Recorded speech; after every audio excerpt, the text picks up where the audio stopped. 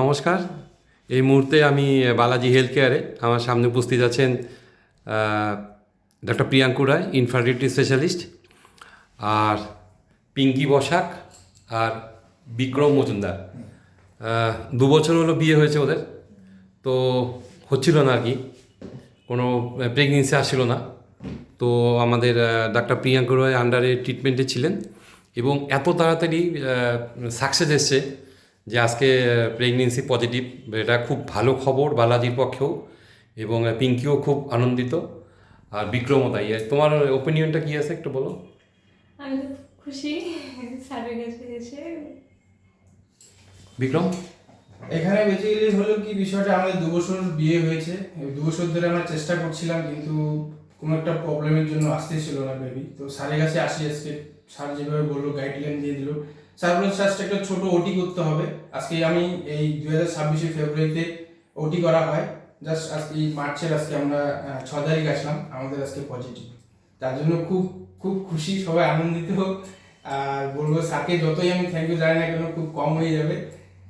আশা একটুকু বলবো, যদি কোনো ধরনের কারো যদি সমস্যা হয় অবশ্যই বালাজি হেলথ কেয়ারে এসে ডক্টর প্রিয়াঙ্কু রায় স্যারের সাথে অবশ্যই একটু যোগাযোগ করে নেবেন। Thank you. অ্যাকচুয়ালি চিকিৎসা শাস্ত্রে না আমরা অনেকটা কিন্তু ওই গাইনোকোলজিস্টের সাথে আমরা ইনফার্টিলিটি স্পেশালিস্টদের গুলিয়ে ফেলি, কিন্তু অ্যাকচুয়ালি আপনি অনেক গাইনোকোলজিস্টই পাবেন।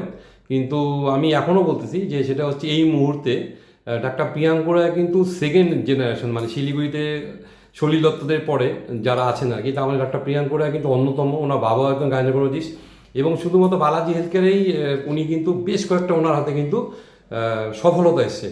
আজকে স্যারকে ধন্যবাদ জানাই। স্যারের মুখে সামান্য একটু শুনবো যে এই যে সাকসেসটা এটা কীভাবে হয়, মানে কীভাবে তুমি ধরো আর কি, যে যে এই পেশেন্টটা হচ্ছে না, তার জন্য আমাকে কী করতে হবে, এটা একটু যদি বলো। তুমি তো সারা অনেক ডিগ্রি, তোমার সারা পৃথিবী ঘোরা। এবার এখানে ওটাই যেটা মানে প্রেগনেন্সি ইনফার্টিলিটি যেটা আমরা বলি, যে বাচ্চা না হওয়া বন্ধাত্ব যেটা, সেটা মোটামুটি ধরুন বিয়ের পরে বা মেলামেশা করার 1 বছরের মধ্যে যদি প্রেগনেন্সি না আসে সেটা আমরা ইনফার্টিলিটি বলি। এবার সব ক্ষেত্রে যে আইভিএফ করতে হবে, অনেকে ভাবে ইনফার্টিলিটি বাচ্চা হচ্ছে না মানেই আইভিএফ করতে হবে, কিন্তু সেটা কিন্তু না। অনেক সময় সিম্পল কাউন্সিলিং, ছোট্ট প্রসিজিয়ার, একটা ছোট ওটি যেখানে টিউবাল ব্লক আছে, টিউব খুলে দিলে, যেই সার্জারি কেউ করতে চায় না সরাসরি বলে যে আইভিএফ করবো, তো সেই সার্জারি করেও কিন্তু প্রেগনেন্সি আসতে পারে। তো এটাই আপনাদের বলা, যদি কোনো সমস্যা হয় প্রেগনেন্সি আসছে না, ডেফিনেটলি কনসালটেশনের জন্য আসবেন। আপনাদের দেখে কাউন্সিল করে হতে পারে তাতেই আপনাদের প্রেগনেন্সি চলে আসবে এবং বড় কিছু করার দরকার পড়বে না। না, শিলিগুড়ি শহরে একটা খুব মিথ আছে যে সেটা হচ্ছে যে কোনো কঠিন সার্জারিতে, গাইনোকোলজিতে, যে অনেক সময় বিভিন্ন জায়গায় নিউটিওতেও তোমার ডাক পড়ে, হাই রিস্ক প্রেগনেন্সি যেটা আছে সেটা তুমি অনেক কঠিন কঠিন অপারেশন করছো আর কি।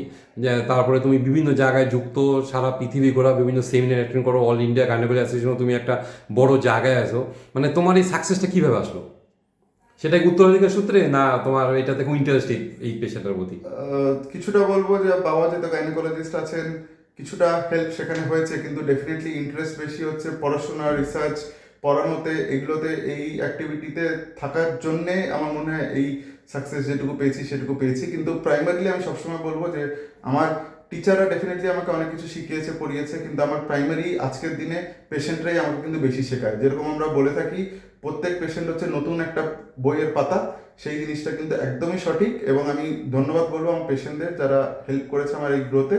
এবং আজকের দিনে যখন কোনো পেশেন্ট ভরসা করে আসে, ডেফিনেটলি এটুকু বলতে পারি যে তার যতটা চেষ্টা আমি পারবো আমি করবো যাতে তাদের যে যা সমস্যা আছে সেটা যাতে সমাধান হয়। স্যারদের একটা নিজস্ব তো রয় নার্সিংহোম আছে, তো আমি সেটা জানাই, যে সবার জ্ঞাতার্থে জানাই যে সেটা হচ্ছে আগামী 10 তারিখ আমাদের প্রিয়াঙ্কুর স্যারদের, ওনাদের একটা টিম শিলিগুড়িতে একটা অত্যাধুনিক একটা হসপিটাল ওপেন করছে 10ই মে, ম্যাক্সওয়েল। তো সেখানে আরও বিভিন্ন ডাক্তার আছে, একদম অত্যাধুনিক হসপিটাল। আমি নিউ সেখানে গেছিলাম আর কি। তো সেই হসপিটাল নিয়ে যদি একটু বলো। ম্যাক্সওয়েল হসপিটাল আমাদের এটা একটা 200 বেডের সুপার স্পেশালিটি হসপিটাল, যেটা শুরু হচ্ছে 10th মে থেকে। যদি ইনকেস কোনো অসুবিধা আপনাদের না হোক সেটাই চাই, কিন্তু কোনোদিন যদি কোনো অসুবিধা হয় ডেফিনেটলি সব ধরনের ট্রিটমেন্ট সেখানে পাওয়া যাবে। আমাদের ডিপার্টমেন্ট, সুপার স্পেশালিটি ডিপার্টমেন্ট, যেমন cardiology, nephrology, urology, internal medicine, chest medicine, respiratory medicine, এবং আমার গাইনোকোলজি, ইনফার্টিলিটি এবং সব ধরনের ট্রিটমেন্ট আমরা সেখানে করব। আর প্লাস অন্যান্য ডিপার্টমেন্ট, সার্জারি, অর্থোপেডিক্স যা ডিপার্টমেন্ট হয় সব ডিপার্টমেন্টেরই ট্রিটমেন্ট আপনারা ওখানে পাবেন।